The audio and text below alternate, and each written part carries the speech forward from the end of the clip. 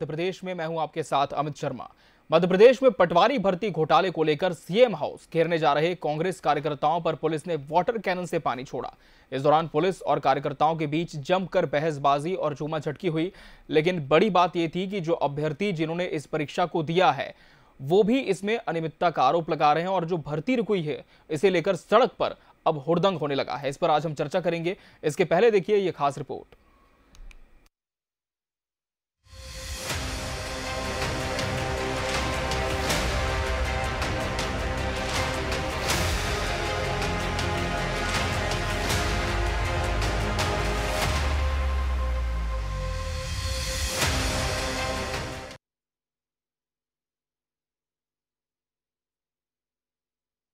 पटवारी भर्ती परीक्षा में धांधली को लेकर समूचे प्रदेश में माहौल गर्म है। छात्र संगठन विरोध प्रदर्शन कर रहे हैं। कांग्रेस को छात्रों का समर्थन मिल रहा है।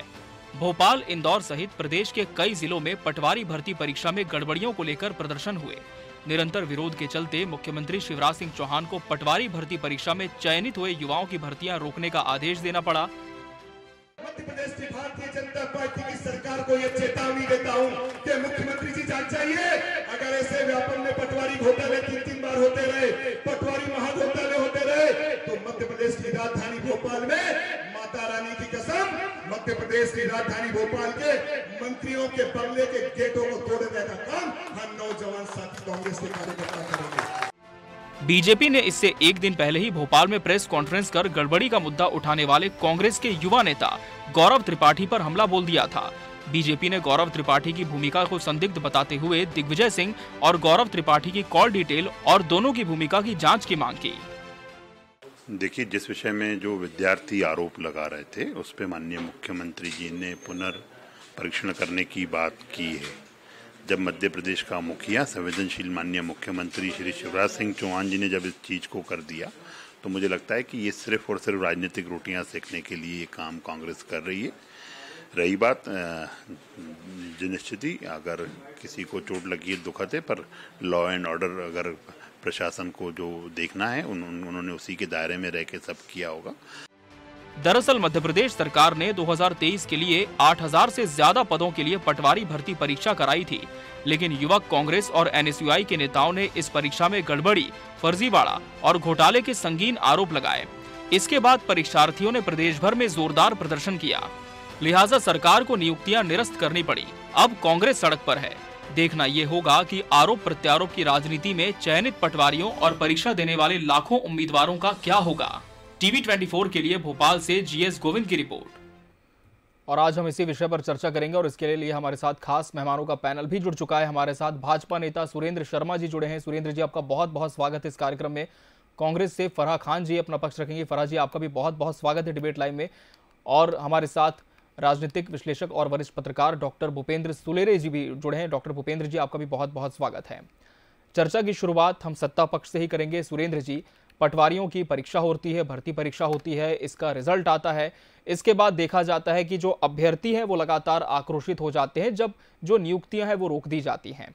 अब सड़क पर जो तस्वीरें हैं वो सबके सामने हैं, लेकिन बड़ी बात यह है कि क्या अब सरकार भी इस बात को मान रही है कि कहीं ना कहीं कुछ अनियमितताएं हुई है जिसकी वजह से मुख्यमंत्री को निर्णय लेना पड़ा कि भर्तियां रुकी रहें। देखिए, भारतीय जनता पार्टी है जनमत के साथ चलती, जनता के मन की अगर कोई बात आती है उसको समर्थन करती है, सुनती है जी। वरना कांग्रेस की सरकारों में तो माचिस की डिब्बी पर लिखकर नियुक्तियां हुई हैं। मैं देख रहा था कि प्रियंका गांधी जी ने मध्य प्रदेश की पटवारी भर्ती परीक्षा को लेकर ट्वीट किया है। बड़ा आक्रोश उनके मन में। आदरणीय प्रियंका जी, आप ही की राजस्थान की कांग्रेस के प्रदेश अध्यक्ष जी और शिक्षा मंत्री गोविंद डोटासरा के बेटा, पत्नी, उस बेटे की पत्नी का भाई, उसकी बहन, ये राजस्थान पीएससी में चयनित हुए थे। तब प्रियंका गांधी ने ट्वीट क्यों नहीं किया, सवाल सबके सामने है। निश्चित तौर पर कांग्रेस ने भ्रम फैलाया है। उस भ्रम का एक वातावरण तो होता ही है। आप ये बताइए, 8,70,597 परीक्षार्थी बैठे, 6,756 पदों के लिए उसमें चयन हुआ। केवल 114 लोग एक सेंटर से निकले हैं, 2% भी नहीं है। लेकिन उसको लेकर इतना बड़ा वातावरण कांग्रेस ने खड़ा कर दिया। दिग्विजय सिंह कुलना के मध्य प्रदेश की शांति भंग करना चाहते हैं। और कांग्रेस में जो वर्चस्व की लड़ाई चल रही है, आप जरा देखिए, सदन में सवाल कौन उठाता है? जीतू पटवारी किस गुट के हैं? भोपाल में प्रदर्शन कौन करता है? मोहन सक्सेना किस गुट के हैं? राजगढ़ के रहने वाले मोनू सक्सेना को भोपाल का शहर अध्यक्ष बनाकर दिग्विजय सिंह ने भोपाल में अराजकता फैलाने का काम किया है। मेरी बहन बैठी हुई है, तो मैं इनसे पूछना चाहता हूँ, कांग्रेस के अध्यक्ष ने कहा मंत्रियों के बंगलों के दरवाजे तोड़ेंगे। कौन सी भाषा है? क्या इस प्रदेश में मंत्री सुरक्षित नहीं रहेंगे? हमने तो कभी नहीं कहा कि गोविंद डोटासरा के हम दरवाजे तोड़ेंगे, हमने तो कभी नहीं। हाँ, लोकतंत्र में विरोध करने का तरीका है, पर कानून अगर आप हाथ में लोगे, आप हीरो बनने के लिए, हीरोगिरी करने के लिए आज जो कुछ भी आप प्रदर्शन करिए, विरोध करना आपका अधिकार है, लेकिन आप कानून हाथ में लेंगे, आप रेलिंग पर चढ़ेंगे, आप रेलिंग को तोड़ेंगे, तो प्रशासन अपना काम करेगा। लोगों की सुरक्षा होना चाहिए, मोनू स्वस्थ हो, वो मेरे भी मित्र हैं जी, उसमें कोई आपत्ति नहीं है, लेकिन कांग्रेस मध्य प्रदेश का वातावरण खराब करना चाहती है। चुनावी रोटी सेकने के लिए कांग्रेस का संघर्ष है, कांग्रेस अपने अस्तित्व बचाने की लड़ाई लड़ रही है और उसमें बेचारे विद्यार्थियों को मोहरा बना रही है। ठीक है फराज जी, कांग्रेस अपने अस्तित्व को बचाने की लड़ाई लड़ रही है और विद्यार्थियों को सिर्फ मोहरा बनाया जा रहा है, कह रहे सुरेंद्र जी, जवाब दें। जो है ये सत्ताधारी सरकार है, ये इतनी ज्यादा भ्रष्टाचार में लिप्त हो चुकी है कि ये असल मुद्दों से भटक कर ये इधर उधर की बातें करने पर उतारू हो जाते हैं। कर्मचारी चयन बोर्ड जिसको शॉर्ट में कचबो कहते हैं, मेरा सुझाव है कि उसको कर्मचारी चयन बोर्ड की जगह कर्मचारी चयन रासलीला कर देना चाहिए, कचरा कर देना चाहिए, क्योंकि विद्यार्थियों के भविष्य को इन्होंने कचरा कर दिया है। ये जो भी घोटाला हुआ है, ये इस बात को स्वीकारें या नहीं स्वीकारें, लेकिन ये एक बहुत बड़ा घोटाला हुआ है और भाजपा नेताओं की देखरेख में ये घोटाला हुआ है। टॉप 10 में से 8 चयनित जो है वो सुरेंद्र जी, आपको मौका दिया गया था, फिर आऊंगा आपके पास, फराज जी को बात रखने दीजिए। विधायक है संजीव सिंह, ग्वालियर चंबल संभाग के भाजपा के विधायक संजीव सिंह का ये कॉलेज है और उनके कॉलेज से ही जो टॉप 10 है उनमें से 8 उन्हीं के कॉलेज से। तो ये साफ तौर पे दर्शाता है कि ये कहीं ना कहीं भ्रष्टाचार, इसमें हेराफेरी हुई है और धांधली हुई है। इसमें ये जो काबिल हमारे बच्चे हैं, जो मेहनत करते हैं, जो इस परीक्षा में चयनित होने के लिए दिन रात कड़ी मेहनत करते हैं, उनके साथ सरासर ये धोखा किया गया है। और कई ऐसे हैं जिन्होंने इंग्लिश में 25 में से 25 अंक प्राप्त किए हैं, लेकिन उनका सिग्नेचर हिंदी में है। तो आज के दौर में बताइए कौन हिंदी में सिग्नेचर करता है? ये जानबूझकर इसलिए किया गया है ताकि उनकी सिग्नेचर की जो कॉपी है वो इजीली कोई भी उनका सिग्नेचर कर सके, जो इनके फेवर में पेपर दे रहे हैं या आगे उनके फेवर में रिजल्ट बनने वाला है। लेकिन ये सारी चीजें जनता के बीच आ चुकी हैं, ये तथ्यों को झुठला नहीं सकते। ये इधर उधर की बातें करके अस्तित्व संभाले, अस्तित्व तो आप अपना संभालें, क्योंकि जनता भी जानती है, आप खुद भी जानते हैं, आपकी पार्टी जानती है, आपका केंद्रीय नेतृत्व भी जानता है कि मध्य प्रदेश से आपकी सरकार का सुपड़ा साफ होने वाला है। इसलिए आप लोग ये इस तरह की बात को घुमाने की बात करते हैं, लेकिन आपके जो घोटाले हैं, आपकी जो जनता का आपने जो बर्बादी करी है, वो आए दिन ब दिन जनता के सामने आते जा रहे हैं। और इसी बात को लेकर आज कांग्रेस पार्टी में सड़क पर उतरकर हम लोगों ने प्रदर्शन किया और उस प्रदर्शन में भी इन्होंने पुलिस प्रशासन का कितना दुरुपयोग किया, ये आप इस बात से भी वाकिफ होंगी। किस तरह से कार्यकर्ताओं के साथ बर्बरता की गई है, हमारे जिला अध्यक्ष के साथ आंख पर प्रहार किया गया है, वो हॉस्पिटल में एडमिट है। हमारी एक और महिला कार्यकर्ता पर भी महिला पुलिस कर्मियों ने उसको घसीट कर नीचे गिराया है बैरिकेड से, उसके सर में टाके आए हैं। तो ये आप सच्चे हैं तो आपको ये सब करने की क्या जरूरत है? मुझे जवाब दीजिए इस बात का। आप जवाब ले लेते हैं जी। सुरेंद्र जी, फराज जी ने अपने पूरे इस वक्तव्य में जिस कॉलेज का नाम उठाया वो बहुत चर्चा में है, और इसलिए भी है क्योंकि सालों से वो खुला नहीं, सिर्फ जब परीक्षा हो रही थी उसी दौरान वो खोला गया। और ये बात तो खुद जो वहां पर तैनात सुरक्षा कर्मी थे उन्होंने ऑन रिकॉर्ड कही है। और उनके तमाम आरोपों पर आपकी प्रतिक्रिया? नहीं, आरोप लगाना विपक्ष का काम है जी। वो मान्यता प्राप्त कॉलेज है, वहाँ कक्षाएं चलती है, परीक्षा संचालित होती है, और कोई एक दिन में परीक्षा नहीं हुई वहाँ साहब। 19 दिन में 48 शिफ्ट में परीक्षा हुई है। और जो मैंने कहा कि 6776 में से केवल 114 परीक्षार्थी वहां से निकले हैं। अब कांग्रेस के मित्र आपत्ति ये कर रहे हैं कि इंग्लिश में लिखने वाले हिंदी में हस्ताक्षर क्यों किए? तो भारत में अगर हिंदी में हस्ताक्षर नहीं करेंगे तो इटली भाषा में हस्ताक्षर करेंगे? आपको रासलीला शब्द भी भ्रष्टाचार का प्रतीक लगता है? आप महात्मा गांधी कहते थे देश में हिंदी को बढ़ावा मिलना चाहिए, आपको हिंदी पर आपत्ति क्यों हो? हिंदुस्तान है रहेगी, यहाँ इटालियन भाषा नहीं चलेगी फराज जी। यहाँ के व्यक्ति को अधिकार है जिस भाषा में चाहे हस्ताक्षर करे, हमारा कानून उसको अधिकार देता है। हमारी आपकी सरकार ने, कोई सरकार रही हो, उसको स्वीकार दी है, आप तय करें हस्ताक्षर कैसे होंगे? केवल आरोप लगाना आपका काम है। कांग्रेस केवल गड़बड़ी फैलाकर मध्य प्रदेश का चुनाव का माहौल खराब करना चाहती है और ये हम बर्दाश्त नहीं करेंगे। रही बात प्रदर्शन की, अब प्रदर्शन को पहली बार हुआ है क्या, या कांग्रेस ने पहली बार किया है क्या? जब प्रदर्शन होता है तो जब आप कानून को तोड़ते हो तो लाठीचार्ज होता है। फराजी, आपकी सरकार में दिल्ली में गौ हत्या बंदी के लिए 1985 में जब संत गए, 84 में संत गए, तो आपकी इंदिरा जी ने उनको गोलियां चलवाई, संत मारे गए। इधर उधर की मुद्दे में भटकाने की कोशिश ना करें, व्यापम घोटाले की बात करें आप, जो आप भविष्य खराब कर रहे हैं युवाओं का, उस पर बात करें, जो भविष्य खराब कर रहे हैं उस पर बात करें, इधर उधर की बात करके मुद्दा मत भटकाइए। 20 अक्टूबर में भी आपकी सरकार ने कान का पर्दा फाड़ा गया, आज भी ये आपकी सरकार में ही हो रहा है, तो इधर उधर की बात न करें, इस पर हम चर्चा बाद में कर लेंगे, मुद्दे पे भी करेंगे। आप व्यापम की बात करिए कि मामा जी ने जो घोटाला किया है, भांजे भांजियों के साथ अत्याचार किया है, उनको उनके भविष्य के साथ खिलवाड़ किया है, उस पर आप बात कीजिए, उस पर जवाब दीजिए। आप भविष्य के साथ खिलवाड़ आप कर रहे हैं, मैं पूछना चाहता हूँ, किया है आप खिलवाड़ कर रहे हैं भविष्य के साथ, और ये पहला नहीं है, ये व्यापम घोटाला नहीं है, इससे पहले 3 बार और हो चुका है, ये तीसरा है, 2 और हो चुके हैं। व्यापम घोटाला ये पूरी दुनिया में चर्चित है, जो आपके मामा ने किया है, आप उस पर बात कीजिए, उस पर सफाई कीजिए, आप इधर उधर के मुद्दे मत भटकाइए। ठीक है, हम जी राजनीतिक विश्लेषक डॉक्टर भूपेंद्र सुलेरे जी का भी हम रुख कर लेंगे। डॉक्टर भूपेंद्र जी, जिस तरह से अब जो अभ्यर्थी है वो सड़कों पर है और कहीं ना कहीं अब ये जो पूरा मामला है वो राजनीतिकरण की तरफ जाता हुआ दिख रहा है, लेकिन अब बड़ा सवाल यह है कि नुकसान तो उन अभ्यर्थियों का हो रहा है जिन्होंने मेहनत की, परीक्षा पास की, लेकिन अभी जो नियुक्तियां हैं वो रोक दी गई। किसकी जवाबदारी मानी जाए? जी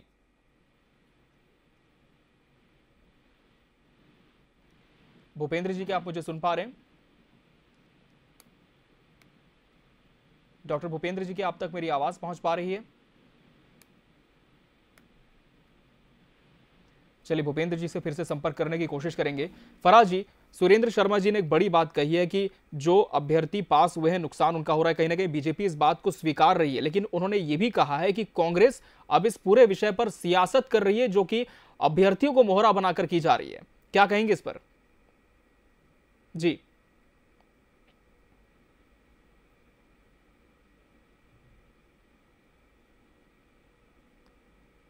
पक्ष की आवाज को दबा देना चाहते हैं ये? जी क्या चाहते हैं ये? जी जी जी आपकी बात पूरी करें। जी ये चाहते हैं कि विपक्ष, जैसे इन्होंने देश में एक माहौल बना रखा है, ये जनता को डरा धमका कर रखना चाहते हैं, ये चाहते हैं कि विपक्ष भी वैसा ही काम करे। आपने गलती की है, आपने भ्रष्टाचार किया है, आपने घोटाला किया है, तो हम तो आवाज उठाएंगे, हम सड़कों पर भी आएंगे। आप अपनी सफाई दीजिए कि ये हुआ कैसे। आपकी एक अभ्यर्थी थी, एक युवती थी, जिन्होंने अपनी पहचान के कॉलम में लिखा था कट ऑन मार्क नोज, और वो पूरे अंक प्राप्त करती हैं और वो चयनित होती हैं, जबकि सही सेंटेंस होना था कट मार्क ऑन नोज। ऐसी जिनकी इंग्लिश इतनी टूटी फूटी है, वो इंग्लिश में फुल में से फुल मार्क प्राप्त कर रही हैं। आप बताइए इस तरह के घोटाले कैसे हो रहे हैं? और जो मेहनत करते हैं उन बच्चों के साथ आप ऐसे कैसे खिलवाड़ कर सकते हैं? आप इतनी बेशर्मी से आप बोल रहे हैं विपक्ष इसका मुद्दा बना रही, राजनीतिक फायदा उठा रही है। आप जवाब दीजिए ना, आप सुधार कीजिए इसमें, और आप करेंगे कैसे? आपको तो एक के बाद एक घोटाले करने। व्यापम का जो पहला केस हुआ था वो पूरी दुनिया में चर्चित हुआ था, और उस केस में कितने लोगों की जानें भी गई, कितने लोगों के जिनके नाम सामने आते गए, रहस्यमय तरीके से उनकी मौतें होती गई हैं। आप क्या इस पे जवाब देंगे? आप क्या सफाई देंगे? आप ये बात घुमा सकते हैं इधर उधर, आपके पास कोई सफाई नहीं है, आपके पास कोई जवाब नहीं है। जवाब दें सुरेंद्र जी, इस पर क्या कहेंगे कि जब इतनी मौतें हुई व्यापम घोटाले में और अब इस मामले में भी जो अभ्यर्थी है वो सड़कों पर है, क्या अब आगे सरकार का रुख होगा, क्या कदम होगा? कि मैंने तो कहा अगर ये कांग्रेस की सरकार होती तो आप कितना भी चिल्लाते रहे तो कुछ सुनने वाला नहीं होता। हम दिग्विजय सिंह के पास ज्ञापन लेके जाते तो वो कहते थे जो तुमको दिखे वो कर लो, जो मैंने कर लिया वो कर लिया। ये शिवराज सिंह जी जैसे संवेदनशील मुख्यमंत्री है, जब भांजे भांजियों ने कहा कि एक सवाल ही उठ रहा है तो उस परीक्षा केंद्र के जांच हम दोबारा से कराएंगे, अगर कुछ गड़बड़ हुआ तो ठीक होगा। पर मुझे लगता है पूरी पारदर्शी तरीके से सारी परीक्षाएं हुई हैं। कांग्रेस का काम केवल आरोप लगाना है। मैं एक बात आपके चैनल के माध्यम से प्रदेश की जनता से और कांग्रेस से पूछना चाहता हूं, क्या इन्होंने ये जानकारी सूचना के अधिकार में निकाली? क्या इनको जानकारी न्यायालय ने दी? क्या इनको जानकारी मध्य प्रदेश सरकार ने दी? आपके पास जानकारी आई कहां से? वही काम गौरव त्रिपाठी कर रहे हैं, वही काम फराजी कर रहे हैं। आप असत्य प्रचारित कर रहे हैं, सच सामने आने दीजिए। ठीक है, जवाब दें फराजी। आज तक कोई एक लिखित कागज नहीं दिया, ना दिग्विजय सिंह ने दिया, ना कमलनाथ जी ने दिया, ना फराजी ने दिया। संस्कारवान पार्टी आप हैं बस, और बाकी पूरी दुनिया, पूरा देश, पूरा प्रदेश सब झूठे हैं। फालतू बात मत कीजिए, जवाब दीजिए कि ये घोटाला हुआ तो कैसे हुआ, कैसे हुआ इसका जवाब दीजिए, इधर उधर की बातें मत कीजिए। हमारा काम है, हम सवाल उठाएंगे और हम उठाते रहेंगे। साफ बात कीजिए, जवाब दीजिए कि घोटाले पे घोटाले कैसे हो रहे हैं। कभी चयनित शिक्षक सड़कों पर होते हैं, आप उनके साथ गलत करते हैं। आज भी बैठे हुए, आज भी आए दिन चयनित शिक्षक सड़कों पर बैठे रहते हैं। आप एग्जाम कराते क्यों है, आप परीक्षाएं कराते क्यों है जब आपको नौकरियां नहीं देनी होती, या देते हैं तो अपने ही रिश्तेदार, अपने ही पार्टी के कार्यकर्ताओं को नौकरी देते हैं। और यही आपने इसलिए किया है, जो भी चयनित हुए हैं वो सब आपकी पार्टी से जुड़े हुए। सोनिया जी के मीटिंग अध्यक्ष बनना है, मीटिंग अध्यक्ष बनना, चुनाव की नोटंकी करा लो और उन्हीं को अध्यक्ष बना दो। ये परिवार की पार्टी नहीं है, सरकार नियम कायदे कानून से चलती है। परीक्षा कराएंगे, ईमानदारी से चयन होगा, लोगों को रोजगार देंगे। कांग्रेस को आपत्ति है, ईमानदारी का मतलब आपको और आपकी पार्टी को पता ही नहीं है। ठीक है, ईमानदारी क्या होती है, कभी हम रुक कर लेते हैं। भूपेंद्र जी, दोनों ही पार्टी नेताओं को आपने सुना, एक दूसरे पर ही आरोप प्रत्यारोप लग रहे हैं हर विषय की तरह, लेकिन सवाल यह है कि जिन अभ्यर्थियों को अब नियुक्ति का इंतजार है, उनके प्रति अब जो जवाबदार है वो किसे होना चाहिए? क्या शासन को होना चाहिए, प्रशासन को होना चाहिए, किसे जिम्मेदारी अब निभानी चाहिए? देखिए, ये ज्वलंत प्रश्न है और ये देश की भाविता को निश्चित करता है। जी, ये बिल्कुल मानना है कि शिक्षा पद्धति को दोषपूर्ण बनाते हुए और उसमें रोजगार के देने वाली जो नौकरियां होती हैं, बच्चे लगातार लगभग 20 साल से परिश्रम करते हैं, अपना माता पिता का धन और दौलत बर्बाद करते हैं, उनके बाद उनको सफलता ये मिलती है कि ये कांड होने लगते हैं भ्रष्टाचारी। मैंने विगत वर्षों में ये देखा है कि नौकरियां कोई पारदर्शिता पूर्ण नहीं, जो सरकार जिस विचारधारा से आती है अपने लोगों को लिए पैकेट कर रही है या कुछ। आईटी के नए दौर में हम प्रवेश कर चुके हैं, लेकिन उसके बाद भी वो उसका तोड़ ढूंढ लेते हैं और बच्चों को उपेक्षित करते हैं।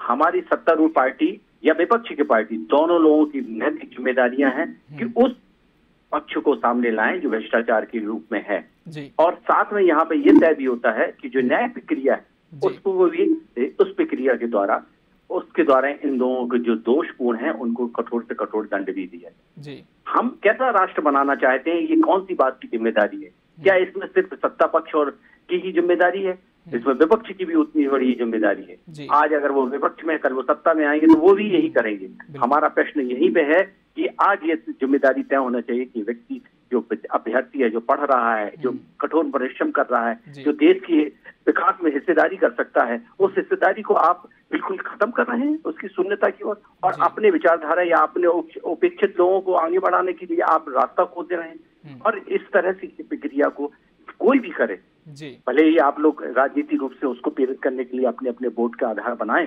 लेकिन राष्ट्र का चिंतन होना चाहिए और चिंतन की राष्ट्र के विकास की दर को तय करना हमारी और आपकी सबकी जिम्मेदारी। हम मीडिया के कंपोनेंट हैं तो हम ये समझते हैं कि हमारा भी ये उजागर बिंदु उठ के सामने आने चाहिए, हमारी भी जिम्मेदारी। आज मैं देख रहा हूँ मध्य प्रदेश की जो विश्वविद्यालयों में भर्तियां हो रही हैं उनमें भी किस तरह से हो रहा है, और भी जो परीक्षाएं हो रही हैं, परीक्षा तो एक माध्यम बस रह गया है। क्या उसमें पारदर्शिता सिस्टम खत्म हो गया है? आज अगर ये हुआ है तो मुख्यमंत्री जी ने कहा है कि उसमें रोक लगाई है, तो जांच अंतिम बिंदु तक जानी चाहिए। वो व्यापम जैसा ये गोल गोल चक्कर रह के न रह जाए और उसके परिणाम पे न ले पाए। आज बहस इस बात की नहीं होनी चाहिए, क्या हमको ये जिम्मेदारी तय नहीं करनी चाहिए कि हमारे बच्चे, क्या हमारे वो बच्चे नहीं है? अगर आपके परिवार के साथ ऐसा होता तो आप क्या करते? बिल्कुल। तो नैतिकता के मूल हम जरूर अपने शब्दों में कह देते हैं, लेकिन हमको उसको अपने जीवन में उतारना है और उसको साक्षात रूप से दिखाना है। ये हमारी जिम्मेदारी तय करनी पड़ेगी। आप पिटीशन लगी हुई है, शायद न्याय प्रक्रिया भी उसमें कुछ जो भी प्रकाश आएंगे, तथ्य आएंगे और उन तथ्यों को आगे देखा भी जाएगा। लेकिन मेरा दोनों ही दल के लोगों से है कि जिम्मेदारियां, आप अगर आज विपक्ष में हैं और आप सत्ता में हैं, तो दोनों की जिम्मेदारियां हैं कि इसमें निष्पक्षता हो और इस बात को आप आगे तक लड़ाई ले जाएं, और जो बच्चे मेहनत कर रहे हैं उनको उसका फल मिलना चाहिए। जी बिल्कुल। सुरेंद्र जी, जैसा कि डॉक्टर भूपेंद्र जी कह रहे हैं कि बात अब राजनीति की नहीं बल्कि राष्ट्र की नैतिकता की होनी चाहिए, और बहुत वाजिब सा बिंदु है जिसे हम इस डिबेट की शुरुआत से उठा रहे हैं कि जिन अभ्यर्थियों को अब रुकी हुई नियुक्तियों का इंतजार है, जिन्होंने वाकई मेहनत की है, इतने सालों से इसकी तैयारी की है, उनके साथ इंसाफ किस तरह से होगा, सरकार का क्या कदम होगा, और जो जांच है उसकी दिशा किस तरह से आगे बढ़ाने के लिए सरकार प्रतिबद्ध है? मध्य प्रदेश में संवेदनशील मुख्यमंत्री माननीय शिवराज सिंह जी की सरकार है जी। जैसे विषय संज्ञान में आया, माननीय शिवराज जी ने उसे उस पर परीक्षा को फिर से जांच कराने की बात की है। मैं आपके इस चैनल पर जिम्मेवारी से मध्य प्रदेश के हर परीक्षार्थी से कहना चाहता हूं कि मामा शिवराज के शासन में किसी भांजे भांजी के साथ अन्याय नहीं होगा। हम पूरी जांच कराएंगे, पूरी पारदर्शी प्रक्रिया अपनाई जाएगी। निश्चित रहिए, जिसने मेहनत की है, जिसने पढ़ाई की है, किसी भी प्रतिभावान विद्यार्थी के साथ अन्याय शिवराज जी की सरकार में नहीं होगा, नहीं होगा, नहीं होगा। जी ठीक है। फराज जी, विपक्ष की क्या भूमिका होगी? केवल राजनीति से इतर हम बात करें तो जमीनी स्तर पर आप लोग तो मुद्दे उठा रहे हैं, लेकिन अब जिस तरह से सत्ता पक्ष ये आरोप लगा रहा है कि आप सिर्फ इस पर सियासत कर रहे हैं, आपकी पार्टी का क्या स्टैंड होगा अब आगे इस विषय को लेकर?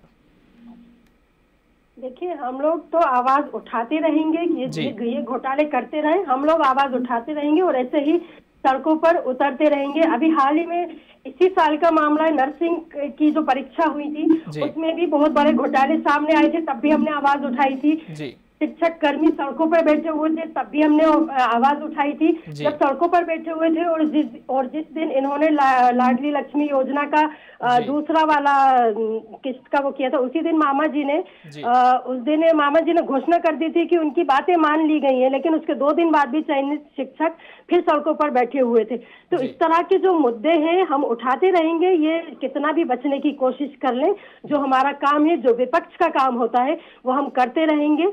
और इस तरह के मुद्दों के लिए मैं तो ये कहूंगी कि शिवराज सरकार, ये जो संवेदनशील मामा बोल रहे हैं, संवेदनशील मामा कहाँ थे जब व्यापम घोटाला, पहला व्यापम घोटाला हुआ, उसके बाद दोबारा व्यापम घोटाला हुआ और नर्सिंग का घोटाला हुआ, शिक्षक अतिथि शिक्षकों के साथ अत्याचार हुए उन पर, उसमें प्रेग्नेंट महिलाएं भी थी जो सड़क बैठी हुई थी सड़क पर। और पिछली 2 साल पहले रक्षाबंधन के दिन बारिश में भीगती हुई थाली लिए वो मामा को राखी बांधने बैठी हुई थी, तब वो संवेदनशील मामा जी की संवेदनशीलता कहाँ गई हुई थी? तब वो बहनों के सामने क्यों नहीं आए? पुलिस ने क्यों उन पर लाठियां भांजी, क्यों उनको डंडे मार मार कर भगाया गया? ये बात करते हैं संवेदनशीलता की, तो मैं पूछना चाहूंगी कि मामा जी की संवेदनशीलता अब चुनाव के टाइम ही क्यों उमड़ के बाहर आ रही है? उस वक्त कहाँ थी उनकी संवेदनशीलता? तो ये चुनाव के लिए ये लोग घोषणाएं कर रहे हैं नई नई योजनाओं की, लेकिन जो इनके भ्रष्टाचार है वो रुकने का नाम नहीं ले रहे हैं। और आगे आगे आप देखते जाइए, एक के बाद एक इनके भ्रष्टाचार सामने आते ही रहेंगे और हम लोग उनके खिलाफ आवाज उठाते रहेंगे। चलिए, तो विपक्ष जहां भ्रष्टाचार के खिलाफ, अनियमितताओं के खिलाफ आवाज उठाने की बात कह रहे हैं, तो वहीं सत्ता पक्ष इस बात का दावा कर रहे हैं कि अगर कहीं पर अनियमितता हुई है तो उसकी जांच की जाएगी, लेकिन किसी के साथ भी अन्याय नहीं होने दिया जाएगा। बहरहाल, आप तीनों मेहमानों का बहुत बहुत शुक्रिया हमसे इस डिबेट में जुड़ने के लिए और इसका सार्थक हिस्सा बनने के लिए आपका बहुत बहुत धन्यवाद। और इसी के साथ मध्य प्रदेश लाइव बड़ी बहस डिबेट में आज के लिए बस इतना ही। मुझे दीजिए इजाजत। नमस्कार।